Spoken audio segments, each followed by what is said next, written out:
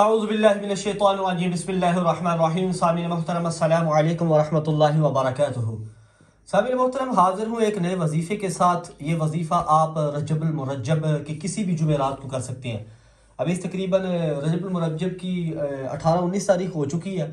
ابھی آگے جو بھی جمعرات آئے گی اس میں آپ یہ عمل کر سکتے ہیں. ایڈوانس میں آپ کے لیے ویڈیو بنا رہا ہوں. پیچھے کافی جمعراتیں گزر چکی ہیں رجب کی، تو میں سوچا اس کے اوپر ایک ویڈیو بنا دوں. یہ وظیفہ میری نظر سے گزرا.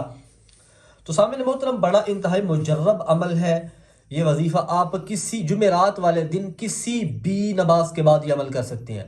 کسی بھی نماز کے بعد آپ یہ عمل کر سکتے ہیں. اور میں کہا کرتا ہوں کہ فرائض کے چھوڑنے سے جو عذاب آتے ہیں نا، وہ وظائف کے کرنے سے وہ عذاب ختم نہیں ہوتے. جب تک فرائض پورے نہیں ہوں گے کوئی بھی وظیفہ آپ کا اثر نہیں کرے گا. جب تک آپ 5 وقت کے نمازی نہیں ہوں گے کوئی بھی وظیفہ اثر نہیں کرے گا. چاہے بڑے سے بڑا علامہ فہامہ، بڑے سے بڑا پیر گدی نشین، اس سے جا کے آپ وظیفہ لے لیں. جب تک پیارو آپ کی نمازیں پوری نہیں ہوں گی کوئی بھی وظیفہ اثر نہیں کرے گا. میں بار بار کہہ رہا ہوں. یہی مراد ہے نا اس بات سے کہ فرائض کے چھوڑنے سے جو عذاب آتی ہیں. نمازیں فرض ہیں تو ان کے چھوڑنے سے جو عذاب آئیں گے وہ پیارو پھر وظائف کے کرنے سے ختم تھوڑی ہوں گے. ٹھیک ہے، تو بس آپ سے میں اتنی گزارش کیا کرتا ہوں کہ اللہ تعالیٰ آپ کی حفاظت فرمائے، اللہ پوری امت کی حفاظت فرمائے. مجھے اور آپ کو اللہ تعالیٰ نظر بد سے، شیاطین کے شر سے، ظالمین کے ظلم سے اللہ محفوظ فرمائے. سائن محترم، حاضر ہوں میں. یہ وظیفہ آپ کو میں بتا دیتا ہوں، آپ کا زیادہ ٹائم ویسٹ نہیں کرتا. تو بس میں آپ سے اتنی گزارش کیا کرتا ہوں کہ جب آپ دعا کے لیے ہاتھ اٹھائیں تو اس بندہ ناچیز کو ضرور اپنی دعاؤں میں یاد رکھیں. اللہ تعالیٰ میرے لیے ہدایت کا فیصلہ فرمائے. اللہ آپ کے لیے، پوری امت کے لیے ہدایت کا فیصلہ فرمائے. پوری امت کو دین کے رستے پہ چلائے، پوری امت کو دین کا داعی بنائے. سامعین محترم، آپ نے کیا کرنا ہے، جمعرات والے دن کسی بھی نماز کے بعد کر سکتے ہیں یہ عمل. ٹھیک ہے، کسی بھی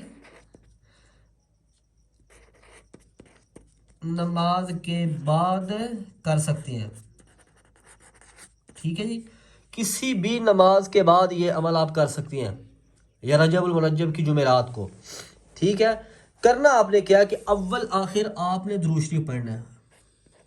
اول آخر درود شریف، اول آخر آپ نے درود شریف پڑھنا ہے. اس کے بعد آپ نے سورت اخلاص، یہ قرآن پاک کی صورت ہے جس کو ہم قل هو اللہ شریف بولتے ہیں. بسم اللہ الرحمن الرحیم. قل هو اللہ احد اللہ الصمد لم یلد ولم یولد ولم یکن له کفوا احد. یہ سورت اخلاص، اس کو آپ نے 11 بار پڑھنا ہے. ٹھیک ہے جی، 11 بار پڑھنا ہے. 11 بار آپ نے پڑھنا سورت اخلاص کو بمائے بسم اللہ. ٹھیک ہے، بمائے بسم اللہ، بمائے بسم اللہ آپ نے اس کو 11 بار پڑھنا ہے. اس کے بعد اللہ تعالیٰ کا ایک اسم مبارک ہے، یا حی یا قیوم. یا حی یا قیوم، یہ آپ نے 101 بار پڑھنا ہے. ٹھیک ہے جی، اللہ تعالیٰ کا اسم مبارک ہے یا حی یا قیوم، یہ آپ نے 101 بار پڑھنا ہے. اول آخر آپ نے درود شریف پڑھنا ہے. ٹھیک ہے جی، طاق پڑھیں 3 بار 7 بار 11 بار جتنی بار آپ پڑھ سکتے ہیں. اس کے بعد آپ نے اپنے مقصد کے لیے اللہ سے دعا کرنی ہے.